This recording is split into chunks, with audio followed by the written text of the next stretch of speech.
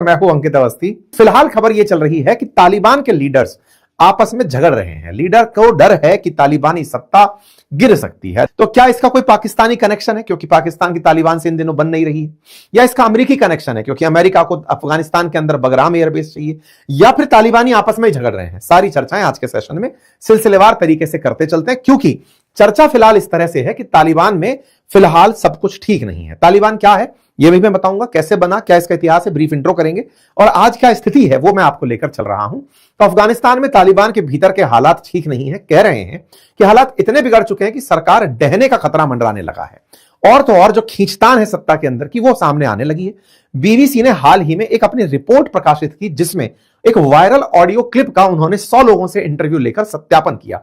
यह बीबीसी की रिपोर्ट है, जो कि अफगानिस्तान के अंदर काम कर रही बीबीसी, ब्रिटिश ब्रॉडकास्टिंग, जो कि ब्रिटेन की कंपनी है, उसकी रिपोर्ट है। और उसने वहां पर एक ऑडियो क्लिप जो कि पिछले 1 साल से वायरल है, उसका सत्यापन गुपचुप तरीके से 100 तालिबानी लीडर्स से बिना पहचान बताए एक दूसरे की उसे रिपोर्ट किया है। और उस रिपोर्ट में यह जानकारी बाहर निकल कर आई है कि तालिबान के अंदर अब 2 खेमे बन चुके हैं, एक काबुल खेमा, एक कंधार खेमा। कौन सा खेमा ज्यादा इंपॉर्टेंट है उसको समझेंगे।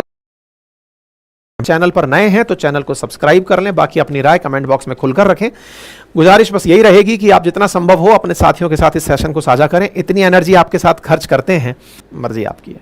चलिए, अब जो तालिबान है, इस तालिबान में फिलहाल 2 फैक्शन बने हुए हैं। फैक्शन से मतलब यह है कि इसको ऐसे समझिए कि चला कौन कौन लोग रहे हैं।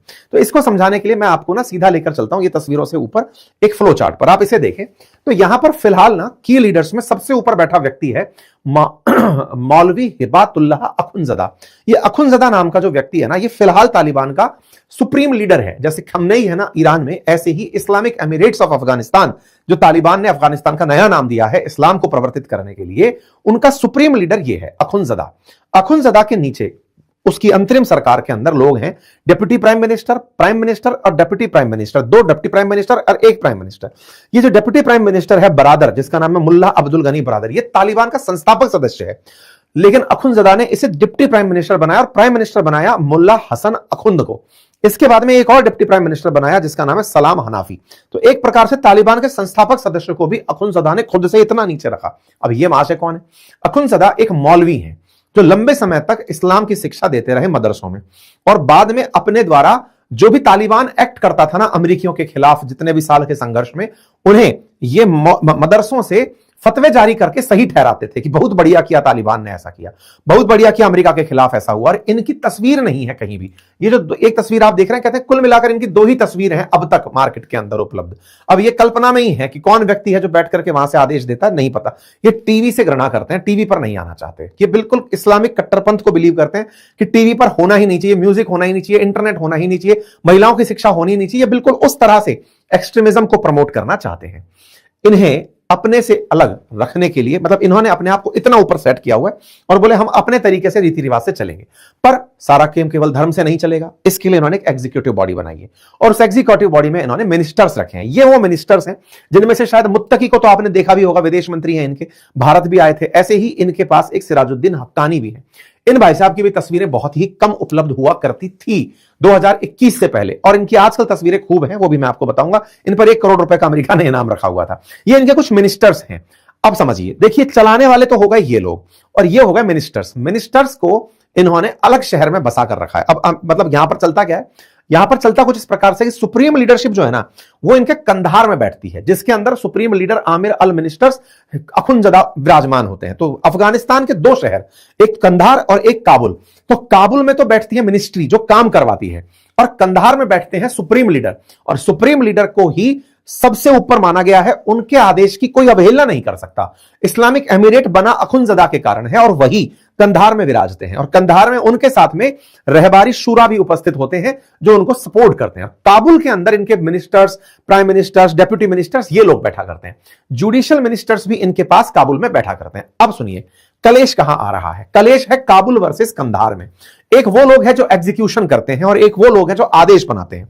आदेश बनाने वाले लोगों में है Akhundzada supreme leader, just like Khamenei, और दूसरी तरफ सरकार में बैठे हुए सिराजुद्दीन हक्कानी।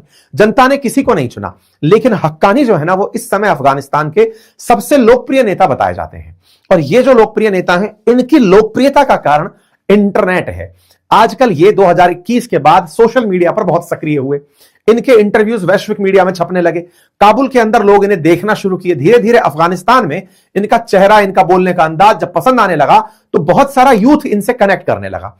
यानी कि काबुल मतलब अफगानिस्तान के अंदर हक्कानी जो हैं ये लोकप्रिय होने लगे, और जो दिखते नहीं थे, अच्छा ऐसे ही नहीं कि साहब दिखते तो बहुत सारे मुत्तकी भी दिखता है, फिर हक्कानी क्यों है हिट हुआ, इसके पीछे की कहानी सुनो।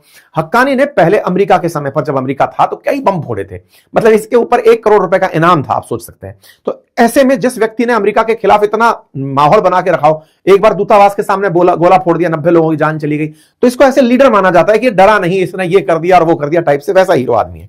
तो अब क्या है, तो अब आप समझिए कि जो अखुंजदा हैं उनके साथ में 3 लोग, मतलब उनके अब्दुल हकीम हक्कानी चीफ जस्टिस, मोहम्मद हसन अखुंद और दूसरा शिक्षा मंत्री, ये तो 3 रहते हैं उनके पक्ष में कंधार गुट में, और उनके अपोजिशन में अब्दुल गनी बरादर, मोहम्मद याकूब मुजाहिद और सिराजुद्दीन हक्कानी।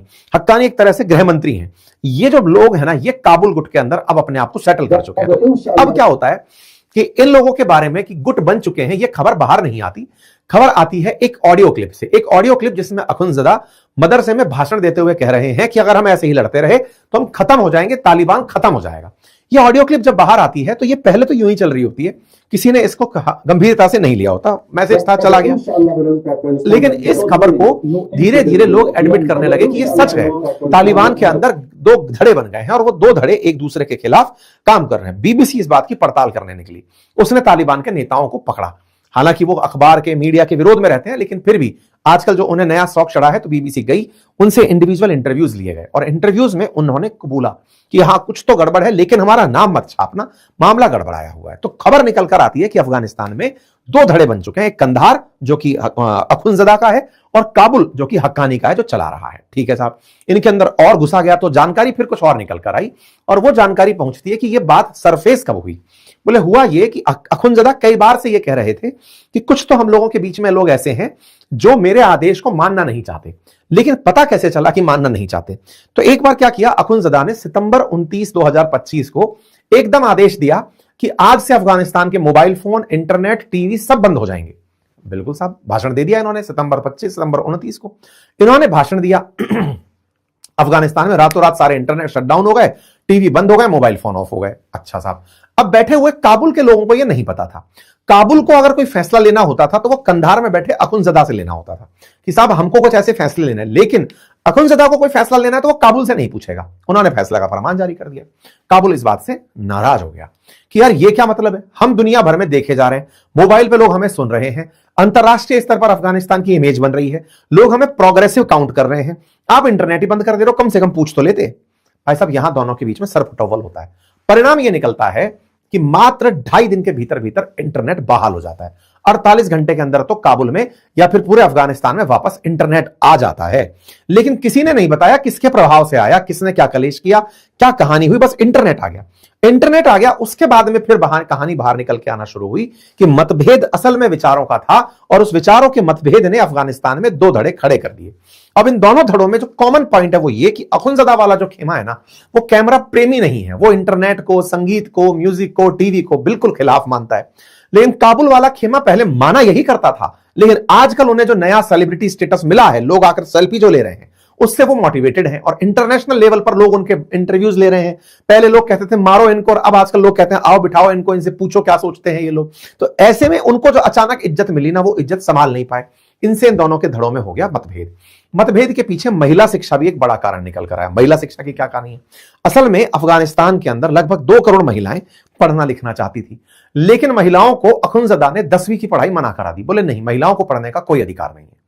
इससे इनके एक डेप्यूटी मिनिस्टर हुआ करते थे, उन भाई साहब ने बयान दे दिया कि हमारे यहां पर हमारे देश की महिलाओं को पढ़ने से रोका जा रहा है। तालिबान के मिनिस्टर थे, आज से 11 महीने पहले। इनका नाम था मोहम्मद अब्बास इस्तानिकजाई। इन्होंने बयान दे दिया कि महिलाओं को पढ़ने, मतलब हमारी आधी आबादी को पढ़ने से रोका जा रहा है। इससे अखुंजदा के खिलाफ एक फरमान माना गया। भाई साहब उस दिन से गायब है ये आदमी, देश छोड़ के फरार है, अब तक नहीं पता कहां रहता है, क्योंकि इस बयान के बाद इसे समझ में आ गया था कि अब होने वाला है सरकलम। ऐसे में ये गायब है। तो कुल मिलाकर अब अफगानिस्तान के अंदर जो 2 धड़े बने हैं तालिबान के, एक प्रोग्रेसिव तरीके से चलना चाहता है, एक रिग्रेसिव तरीके से, और रिग्रेसिव तरीके वालों के पास इंटरनेट नहीं है, इसलिए वो मारे जा रहे हैं, उनकी बात बाहर तक नहीं आ रही। तो उम्मीद है कि आप दोनों की राइवलरी का हल्का फुल्का अंदाजा हो गया होगा। हक्कानी यहां पर ज्यादा पावरफुल है, ये समझ में आ गया होगा। अब सवाल ये है पाकिस्तान की किस पे ज्यादा चलती है। देखो पाकिस्तान मौका परस्त है, पैसा फेंकेगा अमेरिका का और वो इन दोनों के बीच में और बढ़िया लड़ाई करवाएगा। ये खबर पाकिस्तान के लिए बढ़िया खबर में से एक मानी जा सकती है, क्योंकि वो इन दोनों को लड़ाने में बढ़िया यूज मिलेगा। हक्कानी जो है ना, क्योंकि वो प्रोग्रेसिव तरीके से चलना चाहता है, तो वो चाहेगा कि मैं हर तरीके के लाभ ले सकूं। लाभ से मतलब पाकिस्तानियों से लाभ ले लूं, व्यापार के, इन्वेस्टमेंट के, विदेशी संबंधों के। तो वो इस कनेक्ट का कि चीनियों से संबंध कैसे बेहतर करे, तो हक्कानी उनके नजदीक पहुंचेगा। पाकिस्तान भी उसका लाभ लेगा कि सुन भाई, अगर तेरे को हिट चाहिए तो मुझे तहरीक तालिबान के खिलाफ कार्रवाई करने की इजाजत दे। तो इस प्रकार से पाकिस्तान में एक प्रकार का इस बात को पॉजिटिव संदेश कंसीडर किया जा रहा है कि अगर ये लड़ रहे हैं तो बढ़िया है। बात की जाए अमेरिका कैसे लेगा, देखो ऑलरेडी आपको मालूम है कि पाकिस्तान अफगानिस्तान उलझ रहे थे। अमेरिका तो पहले ही उम्मीद लगाकर बैठा था कि उन्हें बगराम एयरबेस मिल जाएगा। बगराम एयरबेस अमेरिका अपना सबसे बड़ा मिडिल ईस्ट में एयरबेस मानता था जो अफगानिस्तान में था, लेकिन उसे छोड़कर जाना पड़ा। ट्रंप चाहते हैं कि वो उसे वापस लें, क्योंकि बगराम एयरबेस से उनको दोनों जगह, चाहे रूस हो फिर चाहे चाइना हो, बहुत नजदीक पड़ते हैं। ये बोल भी चुके हैं कि हम लेने के प्रयास कर रहे हैं। तो ये भी हो सकता है कि इन दोनों को लड़ाने में वाया पाकिस्तान ये तरीका चला जा रहा हो कि फूट डालो और राज करो। है तो अंग्रेज ही ना, तो निकल के तो गए तो यूरोप से ही थे ये लोग। तो ऐसे में ये भी एक संभावना बताई जा रही है। अब खैर जो भी है, राजनीति के अंदर तमाम तरीके हथकंडे वर्चस्व की लड़ाई के लिए किए जाते हैं। आपको क्या लगता है, अपनी राय जरूर दीजिए। उम्मीद है कि आप तक ये जानकारी पहुंचाने में हम थोड़ा बहुत कामयाब हुए हों। फिलहाल के लिए इतना ही। चैनल पर नए हैं तो सब्सक्राइब कर लीजिए। बहुत बहुत धन्यवाद।